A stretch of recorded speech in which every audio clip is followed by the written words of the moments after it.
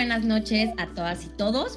Les platico que en la Universidad Autónoma de Chiapas estamos en el marco del tercer Festival por la Igualdad y en colaboración con la coordinadora del Programa de Acción Tutorial del CUNE y la Defensoría de Derechos Humanos y Universitarios, estamos muy contentos de poderles presentar esta conferencia magistral llamada El ABC del Género, cuyo objetivo es concientizar sobre las herramientas conceptuales propuestas desde la perspectiva feminista y la teoría del género, para acercarnos a las complejidades de nuestros entornos y realidades.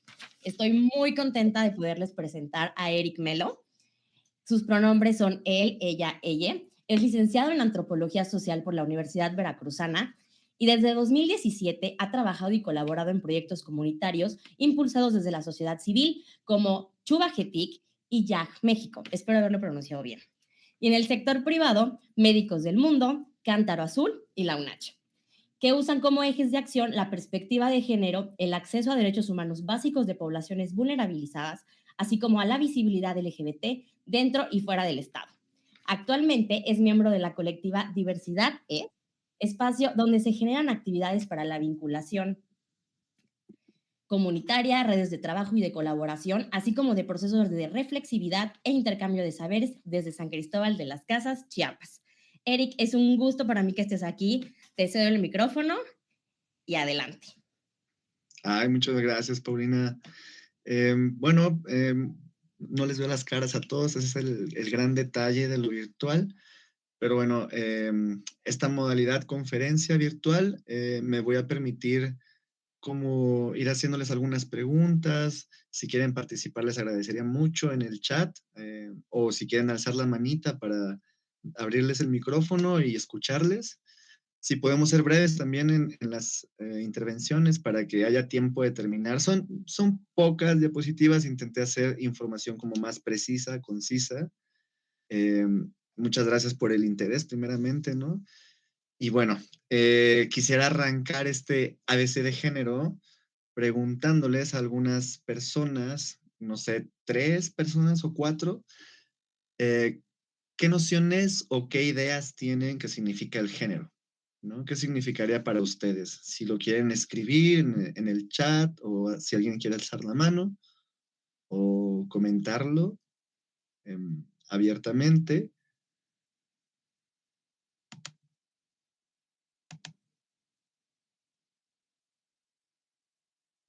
¿No? Ah, ¿alguien por ahí? Yo estaba Bueno. escribiendo, pero mejor voy a hablar para hacer esto más dinámico.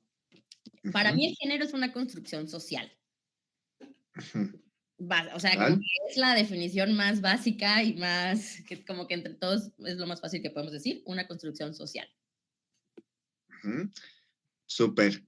Pues igual podemos partir con lo que nos dice Pau, ¿no? Mientras los demás como que a veces pensamos y estamos como llenos de prejuicios sobre esta palabra, porque pensamos que, ay, pues se va a tratar sobre diversidad, se va a tratar sobre solo mujeres, ¿no? Pero en realidad nos vamos a dar cuenta de que el género es una categoría bastante compleja que primeramente, o sea, como una primera aproximación a la categoría como tal, ¿no? Como a la palabra, define también a una clase de un material. Por ejemplo, podemos hablar un género, no sé a qué género pertenece tal tela, ¿no? Por ejemplo, dentro de los textiles se utiliza lo que cuando ya tienes el entramado, ese es un género, ¿no? Entonces, ¿cuántos géneros tiene un trabajador textil? También podemos hablar de un tipo de un elemento, por ejemplo, de color, forma u origen, ¿no? De cómo está hecho, cómo está constituido, o para clasificar, es decir, género literario, género musical, eh, género artístico. Entonces, intentamos como la necesidad humana que tenemos de categorizar las cosas, de nombrarlas, nos ha hecho consolidar poco a poco una teoría social, usando el género como esta construcción social de la diferencia sexual, ¿no? Cómo es que vamos viendo los cuerpos sexuados y a partir de lo que nosotros podemos ver, generamos una serie de presupuestos, ¿no? Una serie de ideas que están preconcebidas y que nosotros, así como la lengua, el español que todos hablamos, lo vamos introyectando, ¿no? Esta metáfora de la esponja funciona muy bien en el sentido en que todo el tiempo vamos absorbiendo información de nuestro entorno, ¿no? Ya sea consciente o inconscientemente. Y en una última instancia, esta teoría social del género, que iré tratando de desarrollar ahorita con las diapositivas, se ha vuelto en lo personal, ¿no? Esta es una interpretación personal, en ese espectro simbólico que se compone por lenguajes, códigos y normas, ¿no? Es un espacio entre el imaginario personal, colectivo y digamos, como hasta regional, porque nos vamos a dar cuenta que regionalmente también el género cambia, ¿no? Las percepciones que existen sobre lo que se puede hacer se amplían o se constriñen aún más. Entonces, género en general intenta categorizar, ¿no? Intenta ver, analizar de qué está hecho, cómo está compuesto, y eso también nos sirve como una herramienta. Hay que entender que género es algo que nos va a ayudar a observar la realidad de otra manera, ¿no? A tratar de percibirnos y percibir lo que nos rodea de una forma un poco más holística, ¿no? Por llamarle un poco más abarcadora, ¿no? El gran contraste con el género sería el sexo, ¿no? El sexo es esta constitución de cromosomas, gónadas, conductos sexuales y genitales externos que constituyen los cuerpos de todas las personas, ¿no? La ausencia de ellos también es una cuestión que aún estamos como sociedad intentando comprender, ¿no? Porque todos los espacios públicos están hechos para dos piernas, para dos manos, para gente que mayoritariamente usa la mano derecha, o en el caso de México, que solo hablamos español, pero también nos vamos a dar cuenta que en estas particularidades que tienen que ver con lo fisiológico, con la interacción con el entorno, eh, el prejuicio cultural que tenemos de categorizar masivamente a las personas de forma masculina o femenina, hombre o mujer, pues es como eh, vamos a decirlo como algo instintivo, ¿no? Vemos de reojo a alguien y creemos que si camina de tal forma es masculino y si camina de tal forma, pues puedo tener confianza. Un ejemplo sería, por ejemplo, cuando vamos caminando en la oscuridad, ¿no? Me ha tocado muchas veces caminar atrás de chicas y que ellas se asusten, porque yo soy un hombre que camina rápido y pues mi fisionomía no me ayuda mucho a que confíen en mí. Entonces veo reacciones de miedo, ¿no? Como de, uff, paran, ceden el paso y me dan chance de pasar como que con cierto recelo, ¿no? Entonces, esas son como características que atribuimos también a estas cuestiones más eh, externas que tienen que ver con el cuerpo y el sexo. El cuerpo como este territorio en el que también empezamos a codificar cosas simbólicas y físicas que damos por presupuesto que las otras personas son o hacen, ¿no? En este caso, con el ejemplo que les quería compartir, era estas personas, mujeres en su mayoría, piensan que como soy un hombre alto, soy violento, ¿no? Y que además voy con prisa y por precaución, ceden el paso, se hacen a un lado, y eso ya es un sesgo, ¿no? Cultural, basándose únicamente en el cuerpo. Pero al momento de hablar también de la sexualidad, se nos olvida profundizar en que esta visión binaria también ha normado cosas que nosotros no podemos ver ni explicar. Por ejemplo, nacemos como el hombre macho de la especie, ¿no? En este entendido de que género también es para la especie humana, con cromosomas XX, en mi caso, ¿no? Hasta donde sé, con testículos, con capacidad de generar testosterona, con un pene, eh, o hembras de la especie, mujeres, XY, con los ovarios, que producen estrógenos y progesterona, pero dejamos de lado que hay aún no quiero decir que son una pequeña parte de la población, pero son un sector que aún no está visibilizado. Es un sector que aún falta escucharles en este tipo de conversaciones, por ejemplo, que es la población intersexual. Sí, son alteraciones cromosómicas que en su mayoría no tienen manifestaciones fisiológicas, ¿no? por decir, la intersexualidad 46XX alude a esta patologización que se hace de manera médica al cuerpo de los hombres al considerarles que se están feminizando, ¿no? Y es bien interesante este ejemplo de intersexualidad masculina, porque el feminismo surge desde una visión de una crítica de la época, era del siglo, estamos hablando del siglo XVI, XVII, por ahí, en donde se empezaban ya a criticar a personas que apoyaban los derechos de las mujeres y a hombres, ¿no? Que estábamos simpatizando por el acceso en aquella época. Bueno, no, ya empezaba más el siglo XVII, XVIII, a reconocer el derecho al voto en Inglaterra, ¿no? Entonces empezaba a verse esta patologización también de estos hombres que apoyaban las luchas de reivindicación de mujeres por acceso al voto y les decían que ustedes se iban a convertir en hombres mujeres, ¿no? Y se empezó a ver como una cuestión de una feminización que hasta la época sigue vigente. Ustedes buscan intersexualidad 46XX y el catálogo de la OMS te dice que es una patología, ¿no? Que es algo que está defectuoso dentro de la estructura cromosómica de los hombres. Pero en realidad se refiere a que hay una presencia, hay una mayoría de cromosomas masculinos, sin embargo hay una presencia alta de progesterona y estrógenos y otras, ¿cómo se llaman? Otras, ay, se me fue. Y otra, es que son 5 eh, lo que producen las mujeres, son 5 tipos ay, se me acaba de olvidar, ¿qué son los estrógenos y la progesterona? ¿Alguien nos puede ayudar con esa pregunta, por favor? ¿Hormonas? Las hormonas, perdón. Gracias, gracias. La producción hormonal justo responde en las mujeres es mucho más complicada porque hay un proceso en el embarazo que es alrededor del tercer y cuarto mes, en el que ya se define que si el feto sigue siendo con características, digamos, de una mujer o empiezan a generarse las gónadas, que son los testículos, y que a fin de cuentas son los ovarios que ceden y que toman la posición de los testículos que tenemos los hombres, ¿no?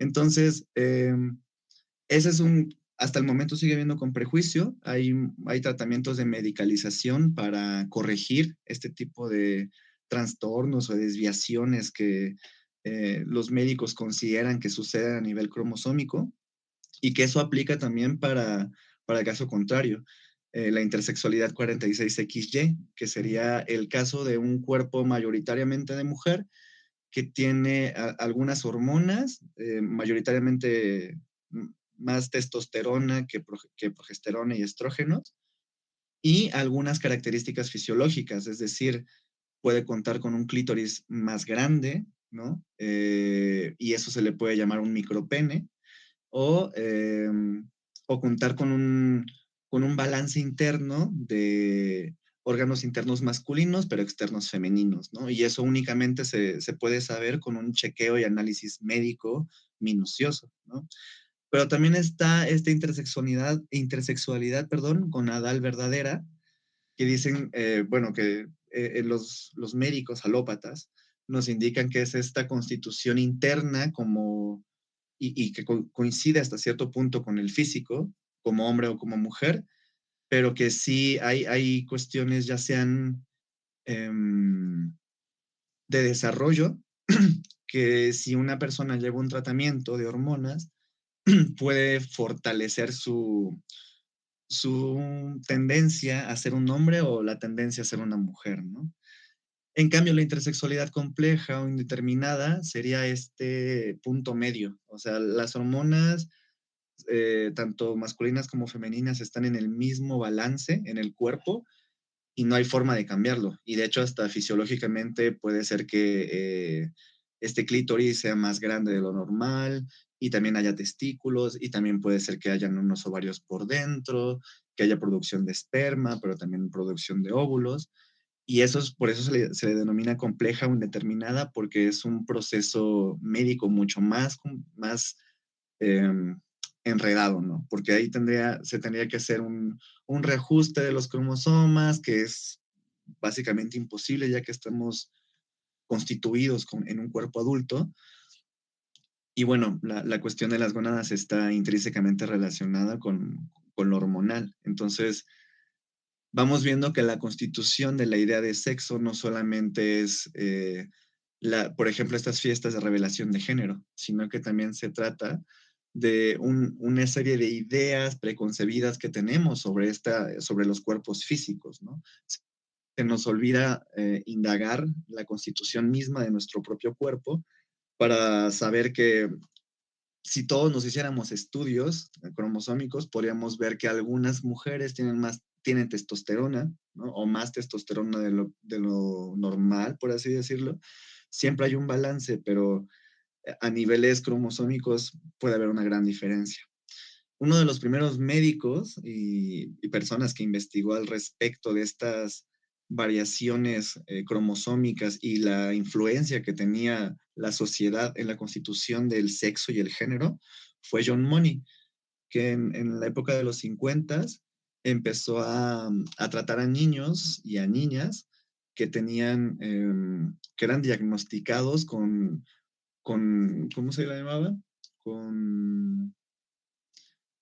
Tenían una especie, como una bifobia hacia el cuerpo, ¿no? Tenían una aversión hacia su propio cuerpo, hacia lo que ellos eran.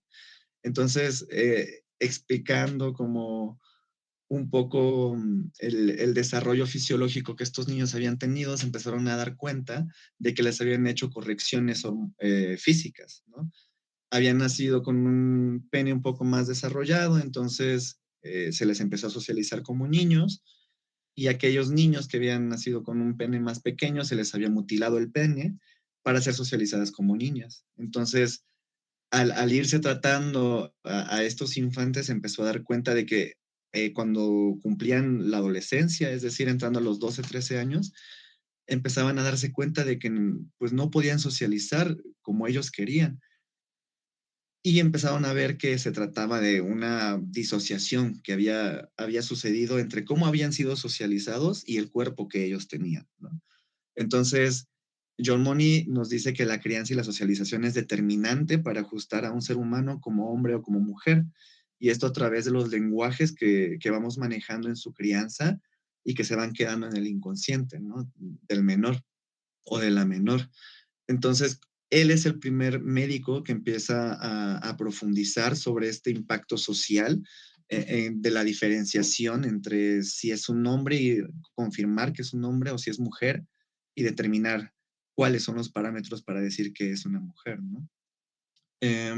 Posteriormente, creo que fueron 10 años después que se hizo la primera operación de cambio de sexo, y en donde también se pudo realizar gracias a ese antecedente que John Money había indagado.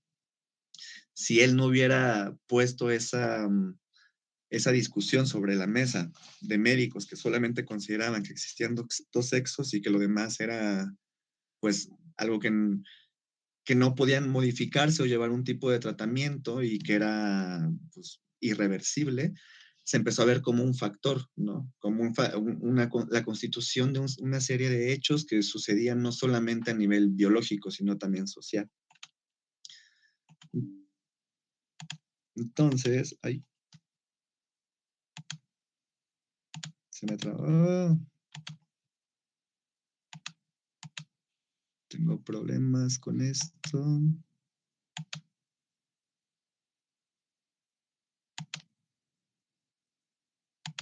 Uy, no pasa, ¿verdad? No, Eric, si quieres, mira, deja de compartir pantalla y ya para que puedas arreglarlo y ya vuelves a compartir pantalla, Ujú. ya que se haya cambiado la diapositiva. ¿Cómo ves eso? Voy. Va, no te preocupes. Gracias. No, Ah, y no, fíjate, súper. mientras lo sigues checando, está muy interesante este tema. Justo han habido muchísimos programas. Ley el Orden, Grey's Anatomy, que han tocado este tema de o sea, es muy interesante porque han habido, estos programas cuentan como que les platican a los papás de, oigan, está esta situación y en este momento ustedes, papás, elijan qué sexo quieren. Y ya te empiezan a platicar en Exacto. el programa que justo cuando va creciendo vienen una serie de problemas y una serie de pérdida como de identidad de él o la menor, dependiendo, y es un tema brutal. Y luego les dicen, o escoges que cuando sean bebés, o espérate que sean adolescentes y ellos o ellas elijan.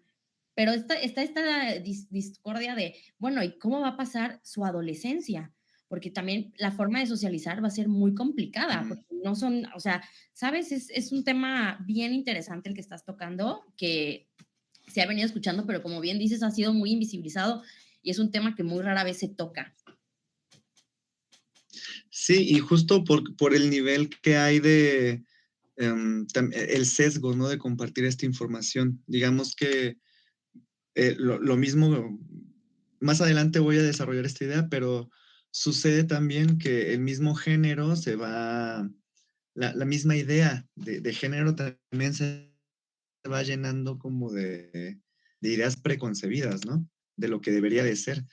Y muchas personas consideran que hablar de género es hablar pues, de mujeres, ¿no? Cuando en realidad estamos hablando de toda una construcción social que hay en torno a los cuerpos, ¿no? Que vamos, no solamente es, que no solamente incumbe a un sector de la población, sino que a todos, porque todos estamos inmiscuidos en esa lógica que nos va afectando, ¿no? Que nos ha afectado a todas. Y en ese sentido, ahora sí puedo pasar a... Uy, bueno, aquí se me movió esto.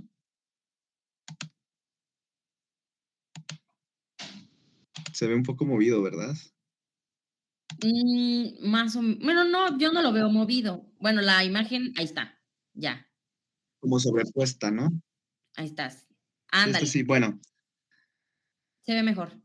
en esta, pues en esta, perdón por la que se sobrepuso la imagen, un problema ahí de edición, pero me gustaría retomar lo que dice Judith Butler, que para ella todas las personas tenemos una teoría de género particular en la medida que asumimos capacidades y conductas que explican lo que las otras personas son en su cuerpo, su identidad y sus expresiones.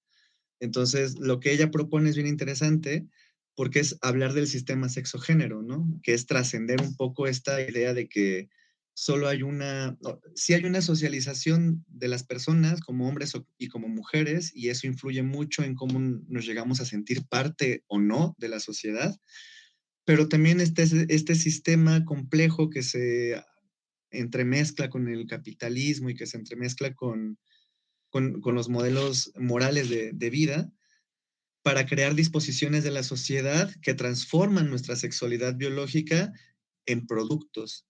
Es decir, ahora ya tenemos la necesidad de corregir nuestro cuerpo, de no hacer que envejezca, de hacerlo parecer joven, en fin, como siempre tener un estatus de lo que es ser una mujer atractiva, un hombre atractivo.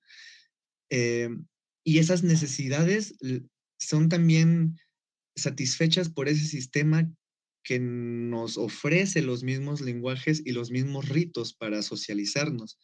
Entonces, vivimos en una eterna ficción en que según nosotros somos muy libres de decidir qué hacer con nuestra identidad, pero al mismo tiempo los discursos de los que disponemos nos dicen qué hacer y cómo hacerlo, ¿no? En ese sentido, hay que hablar de la heteronormatividad, que básicamente se trata de esta heterosexualidad obligatoria, ¿no? Esta forma de ver la realidad como solo hombres y mujeres que se relacionan entre ellos con fines de procrear, con fines de tener bebés, familias y establecer un desarrollo personal como ya esquematizado, ¿no? Te casas, tienes hijos, luego nietos, después te mueres, o sea, como un presupuesto de la vida misma, ¿no? De cómo es que nosotros como personas tenemos que desarrollarnos en nuestra individualidad y en el colectivo, ¿no? Y que también va de la mano con estos mitos de la princesa y el héroe, eh, la chica que tiene que ser, la que tiene que esperar a que el chico tome la iniciativa, o el chico que todo lo puede hacer, el macho alfa del grupo, en fin, discursos que también abonan a una masculinidad hegemónica y a una feminidad hegemónica, ¿no? Y en ese sentido, ambos son discursos que si los geolocalizamos y ubicamos en nuestros contextos específicos, nos vamos a dar cuenta que se exigen diferentes conductas de los hombres en Tuxtla que en San Cristóbal, o en Chiapas que en la Ciudad de México, o en México que en Europa, ¿no? Entonces, a eso se refiere Judith Butler con que dice que así como existe un mundo de significados y significantes para diferentes conceptos que queremos emplear y utilizar, así existen capacidades de prejuicios también, ¿no? Y es como el constante o la constante premisa que nos da el género, desnormalizar, ¿no? Esta cuestión de lo opuesto complementario, ¿no? De la mujer dependiente, el hombre independiente, la figura pública y la de casa, ¿no? El hombre que sale a la calle y la mujer que se queda en el hogar.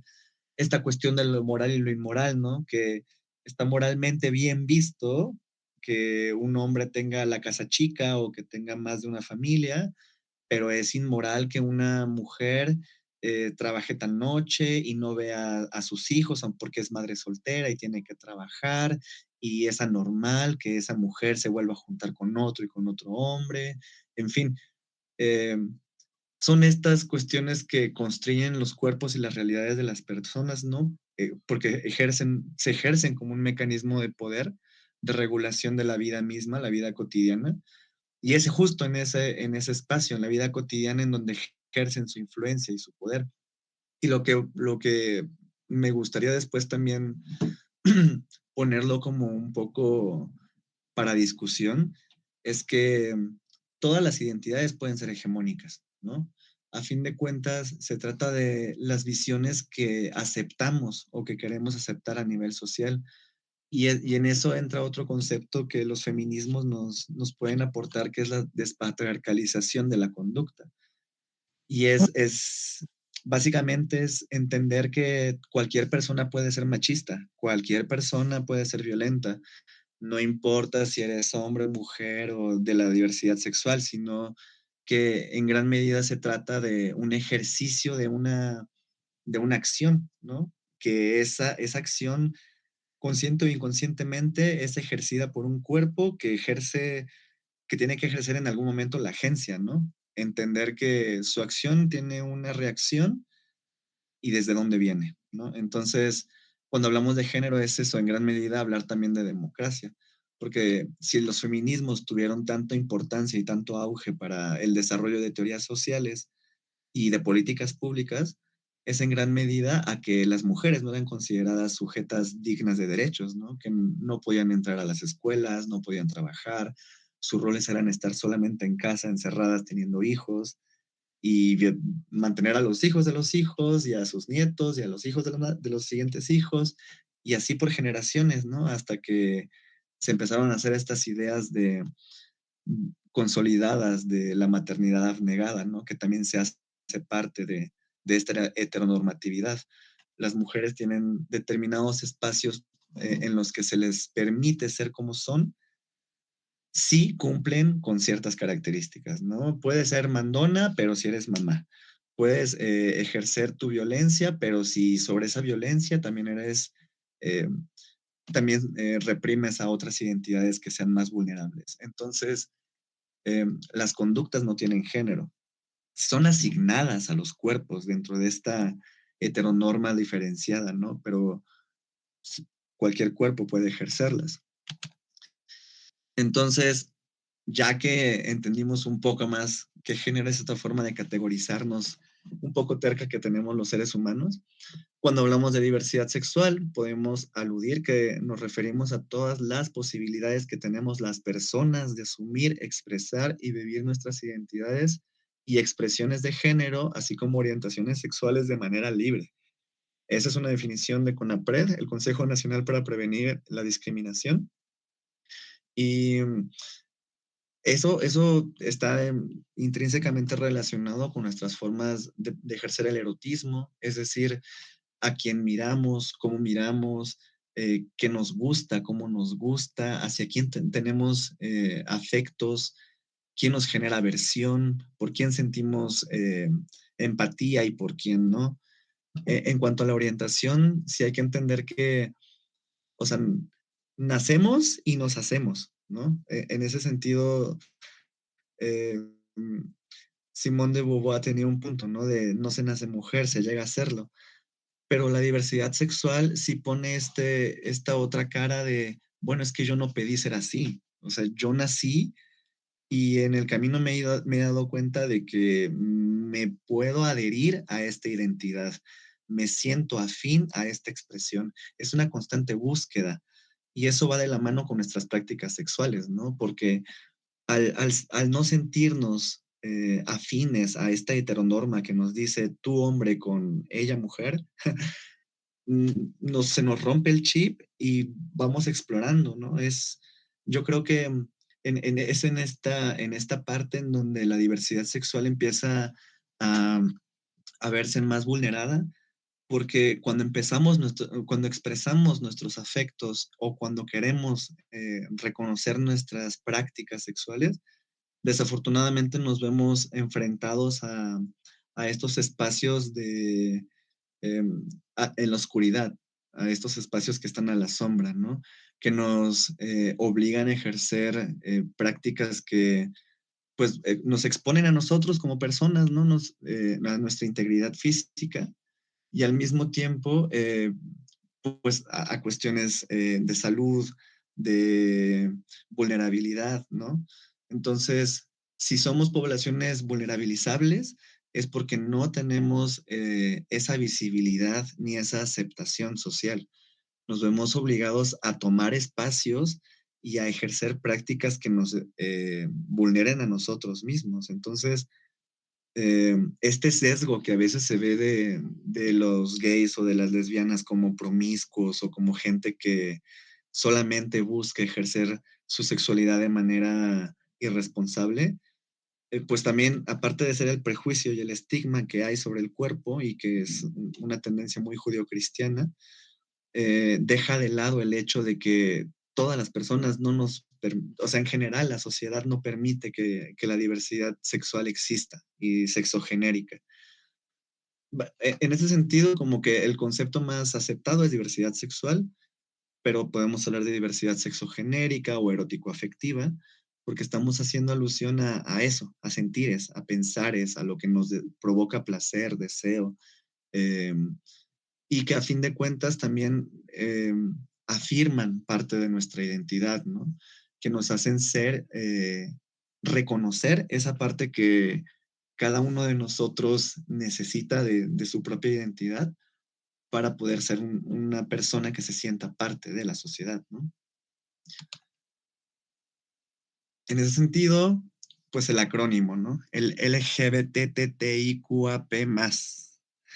Y bueno, aquí podemos ver que las principales, digamos, tendencias sería estar lesbiana como mujer con mujer, gay, hombre con hombre, bisexual, hombre-mujer, y empezamos como con la complejidad, ¿no? Porque nos vamos a dar cuenta de que entender que existen diferentes partes de nuestra identidad, es decir, que el ejercicio de nuestra sexualidad es uno, que nuestra identidad es otra, que nuestras expresiones hacia la sociedad pueden llegar a ser otras, pues nos llevan a hacer una exploración de la identidad, que aquí es donde podemos contar con el paraguas trans, que es un concepto que se propone justo para ver que lo no binario y la normatividad heterosexual, pues puede irse transformando y puede depositarse en otro tipo de expresiones e identidades de género, como la transexualidad, que la transexualidad pues ya es este cambio drástico físico, médico, una intervención médica del cuerpo para poder alcanzar lo que una persona desea de sí misma, ¿no? Y están las personas transgénero que dicen, bueno, yo me siento cómodo, cómoda con mi cuerpo, cómode, y me gusta estar así, simplemente no me asumo como de uno u otro sexo o uno u otro género, quiero estar en un espacio fluido, ¿no? O los travestis, que los travestis para nada tiene que ver su orientación sexual, pero sí es una forma en la que ellos desean que su expresión de género sea asimilada y aceptada, ¿no? Porque se trata más de una forma en la que ellas buscan reivindicar lo que todo el tiempo se les ha pedido ser, ¿no? Está la intersexualidad, que si bien la intersexualidad es una cuestión más cromosómica y no tanto de elección ni de manipulación cultural, por así decirlo, pues también tiene esta connotación de entrar dentro de la diversidad sexogenérica, en el sentido de que ya una vez hecho el mal, ¿no? Ya una vez haber decidido sobre el cuerpo de un infante, pues ese infante, al ser consciente de que su cuerpo no es su cuerpo o es otro cuerpo o pasó por procesos que no fueron nunca autorizados por esa persona, puede o no asumirse como heterosexual o no. Entonces, por eso es parte de este acrónimo.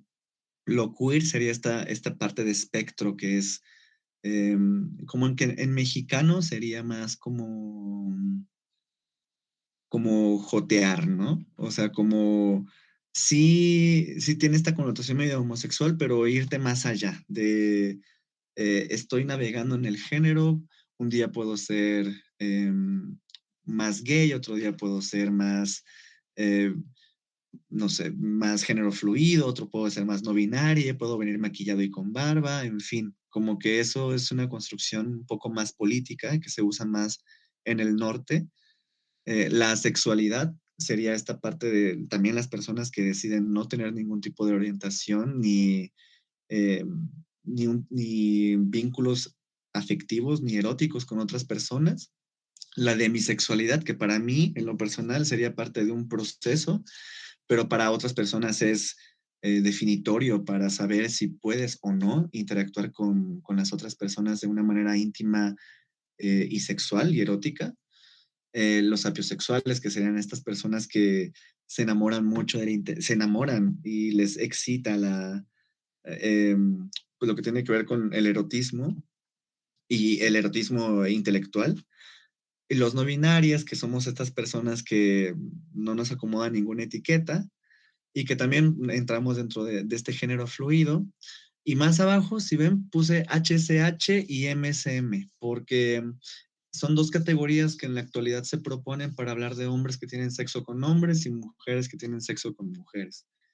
Y esto, a fin de cuentas, pues es una forma de ejercer las prácticas sexuales, pero tampoco es definir ni la orientación sexual ni las prácticas que en la cotidianidad estas personas quisieran asumir, ¿no?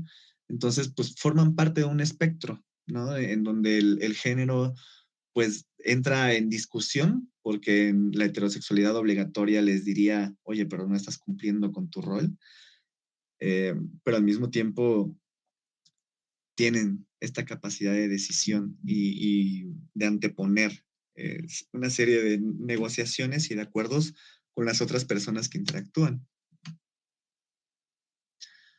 Entonces, toda esta plática, toda esta argumentación va a defender mucho nuestra identidad, ¿no? Esta pregunta de quién soy, qué soy, ¿no? Pues somos esto, somos pertenencias culturales, somos gustos y preferencias, somos nuestro sexo biológico, somos nuestra clase también, en qué clase nos encontramos, tenemos privilegios o no, nos ha costado obtenerlos o no, cómo los hemos obtenido, cuál es mi ingreso económico, de quién depende, yo tengo que trabajar para obtenerlo, alguien me lo da, el papel o rol, no solamente en lo erótico y en lo sexual, sino en los roles domésticos, en los roles en las escuelas, en las aulas, cómo asumimos los liderazgos, cómo asumimos eh, lo que podemos y somos capaces de hacer, ¿no? También aquí entra, pues, esto, la orientación erótico-afectiva, pero como un punto y aparte, ¿no? Como, pues, ¿qué me provoca el placer y una seguridad emocional? Pueden o no ser las mismas personas, el mismo género, o puede ser nadie, ¿no? Puedo ser súper autosuficiente, em, pero bueno, esas son preguntas que todas las personas podríamos hacernos para adentrarnos a una exploración de nuestra propia identidad. Y pues de identidad de género entender que es solamente una parte, ¿no? Una parte de todo ese complejo que es nuestra identidad, nuestra autopercepción, ¿no? Porque pues podemos entender también que la identidad se constituye de adentro hacia afuera y de afuera hacia adentro. Es un movimiento constante y ambivalente, ¿no?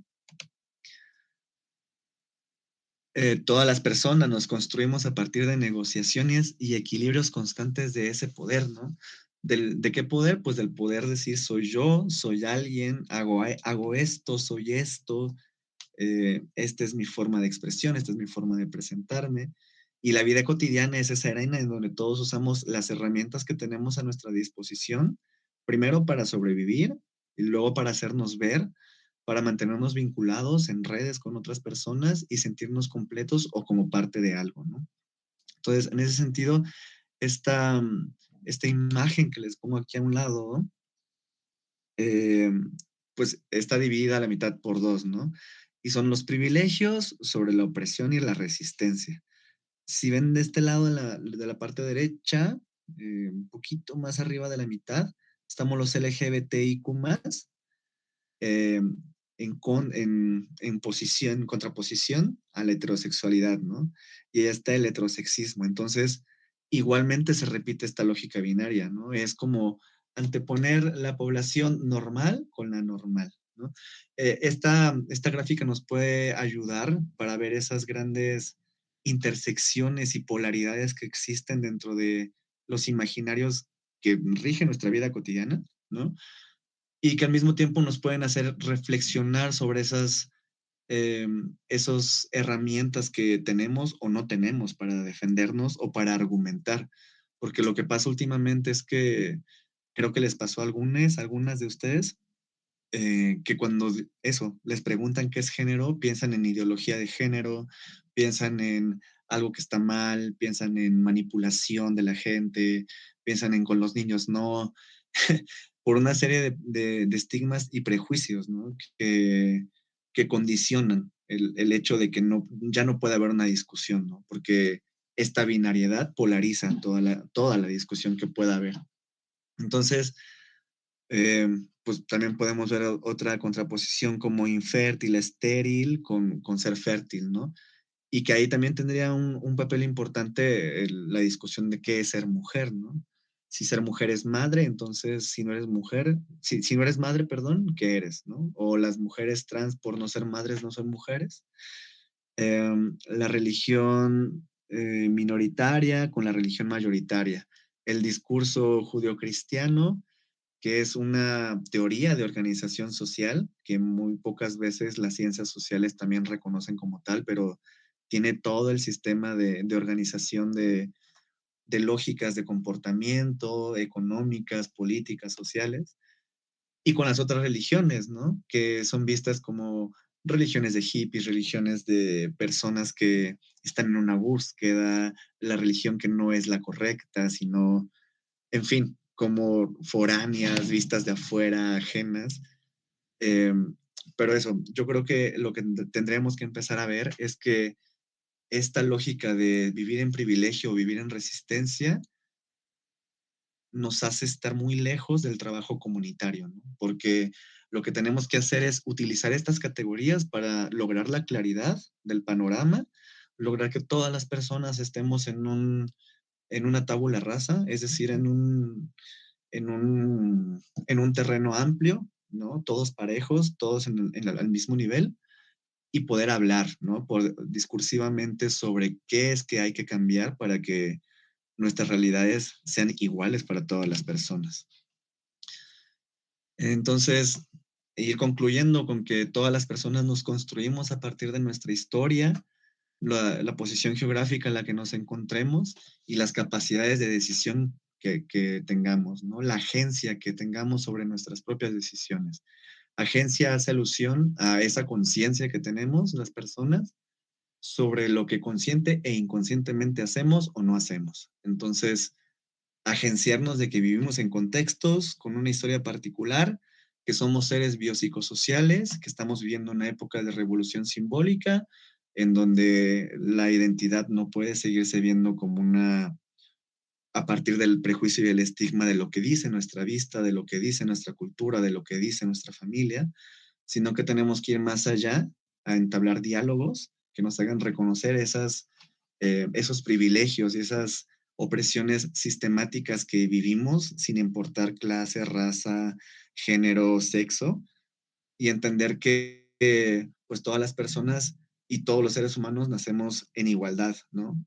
A pesar de nuestras particularidades y nuestras formas de diferenciarnos, también podemos ser capaces de agenciarnos y comportarnos por lo menos gentilmente, ¿no? Empáticamente con todas las demás personas. Entonces, yo cerraría aquí la exposición.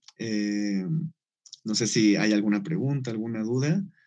La invitación es que todas estas herramientas que pudieron observar a través del discurso, pues las utilicemos para ser introspectivos, ¿no? Para hacer preguntas sobre nuestra propia realidad, sobre quién soy, qué quiero ser, ¿no? Cómo nos construimos cada uno de manera individual y tener en cuenta de que pues esos privilegios también pueden ayudar a otras personas, ¿no? También pueden generar un trabajo y una sinergia colectiva que vaya más allá de solo el sistema de creencia social o pensamientos utópicos mágicos, ¿no? Que están muy alejados de nuestra realidad. Entonces, de mi parte, pues eso sería la plática. Eh, yo quedaría hasta aquí. No sé si habría alguna duda. ¿Alguien gusta hacerle alguna pregunta a Eric? Con toda confianza, tienen el micrófono.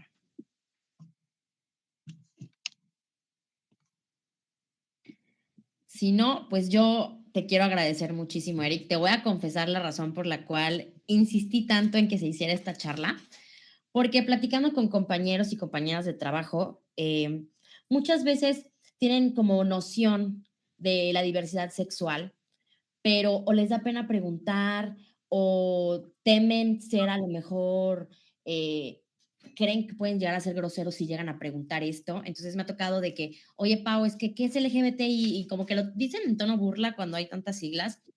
Y cuando empiezo a platicar y como explicar, obviamente no soy tan experta, por eso también quise que estuvieras tú acá, pero vi que era muy necesario que pudiéramos hablar del ABC, o sea, poder entender y acabar con estas ideas cerradas y prejuicios que se tienen, porque si se sigue con esto no hay avances. Y me encantó lo que dijiste de que todos tengamos realidades igualitarias. Claramente todos venimos de contextos muy distintos. La interseccionalidad es algo que existe, no es lo como mencionabas, no es lo mismo yo, Paulina, una mujer heterosexual, que María, que es una chica indígena, que a lo mejor es lesbiana, en una familia sumamente cerrada. Vamos a vivir realidades distintas. Pero qué padre que tengamos esta primer plática y podamos como entender que existe una diversidad brutal y respetarlas. Al final de cuentas, muchas veces la gente puede llegar y decir, no, es que me esas cosas, ¿no? Pero creo que el Sí. primer paso es estar acá, escuchar y aprender. Entonces yo te quiero agradecer muchísimo el que estés acá, hayas aceptado la invitación y me quedo con muchas cosas, habían muchas cosas que yo no sabía y te agradezco muchísimo que nos hayas dado luz en este camino del género. Alguien más, no sé si quiera dar alguna participación, platicar qué se lleva, cómo se sintió, si ya sabían todo esto. Estaría padrísimo poder escucharles. Sí, sí, sí. Si no, bueno, Yo reiterarles tengo una que pregunta, para Pau. mí... Ay, a ver. Adelante. Bueno, yo soy una de las compañeras de trabajo de Paulina. A mí me toca trabajar justamente con un área bastante compleja, como es estas licenciaturas que son de alguna manera heteronormadas, ¿no? Como es veterinaria, por ejemplo. Hay muchísima apertura en cuanto al tema con alumnado, más de lo que yo creería al inicio. Sin embargo, con la experiencia que tienes, ¿cuál sería como tu ABC de una forma bastante digerible que se le pueda explicar a un docente? ¿Con qué iniciarías tú? Porque dentro de como la experiencia que he tenido directamente con alumnos, los alumnos están como bastante informados de estos temas, están bastante familiarizados con estos temas y de alguna manera suelen ser como más empáticos también. Sin embargo, con docentes es un poco más complejo por la brecha generacional también. Entonces, de manera general, ¿cuál sería tu ABC para docentes con esta brecha generacional? Yo creo que la forma, a mí la que más me ha servido es la de sensibilizar a partir del recordar, ¿no? Que estas personas se den un chance de recordar cómo crecieron, cómo eran de niñas, de niños, de pequeños, cómo fueron desarrollándose y ahora quiénes son, ¿no? Sí requiere un tiempo, porque sí, para eso no, esta es como una exposición muy amplia, ¿no? Muy general, pero sí es importante volver a sensibilizar a la gente, ¿no? A las personas. Desafortunadamente, cuando ya hay una cuestión jerárquica, cuando ya es relación maestro-alumno, se ponen muchas barreras. Y a mí en lo personal, cuando me ha tocado hacerla de maestro, sí es como yo con mis herramientas decir, ok, mis alumnos tienen, y mis alumnas y mis alumnos tienen realidades totalmente diferentes a la mía, llegar con la disposición a escuchar. Pero cuando ya estamos en un contexto universitario, yo creo que la invitación sería acercarnos a esos maestros y hacer ejercicios de autorreflexión, ¿no? Y también ser bastante eh, pragmáticos en entender que hay maestras y maestros que definitivamente no quieren trabajar y que lo que queda con esas personas es también, pues, poco a poco prescindir de ese tipo de actitudes, porque a mí en lo personal lo que me ha quedado claro es que si yo hablo de derechos humanos con las personas y ya detecto una resistencia a hablar de ese tema, ya sé que hablar de LGBT y hablar de aborto y hablar de otras cosas va a resultar muy imposible. Entonces, hasta ahí llegamos y la relación, pues, hasta donde tenga que interactuarse, ¿no? Entonces, si este cuerpo de profesores está interesado en poder analizar un poco por qué, por estas conductas heterosexistas que también se repiten dentro de la facultad, pues ese sería el mejor escenario. De lo contrario, sí generar un tipo de mecanismo que haga una interacción un poco más empática con ellos.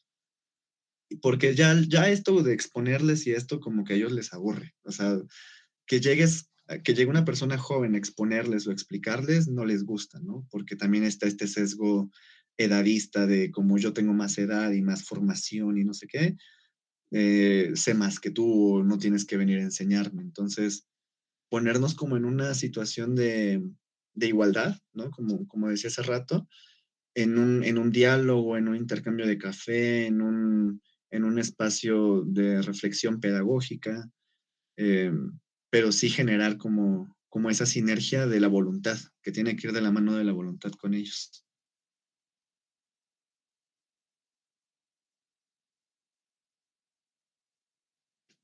Y bueno, no sé Gracias, si... Eric. A mí también me diste mucha luz, ¿eh?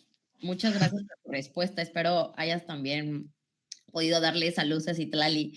Muchas gracias por por tu pregunta, Citla. Me da mucho gusto verte por acá. Y la doctora Hortensia comenta en el chat, así es, todos somos iguales, debemos respetar para que nos respeten, debemos, como bien dice, ser empáticos. Y muchísimas Gracias. gracias. Eric, te voy a pedir un favor, ¿podrías dejar de compartir tu pantalla? Todas y todas que puedan abrir sus pantallas para que podamos, abrir sus cámaras, perdón, para que podamos tomar la foto grupal y que quede de un bello recuerdo. Estaría increíble. Les agradezco demasiado su interés, su participación. Eric, te agradezco muchísimo que estés acá y que nos hayas podido dar esta charla, que yo sé que después vamos a hablar de la YZ, ya vamos a ser unos expertos y eso estaría increíble. Muchísimas gracias. A ver, sonrían. Vamos a tomar la fotografía. Excelente. Muchísimas gracias. Eric, sabes que siempre eres bienvenido en la Universidad Autónoma de Chiapas. Les agradezco muchísimo su asistencia, que estén acá. Ese es un gran paso y esperamos que demos muchísimos más. Muchísimas gracias a todas y todos y que pasen una excelente noche.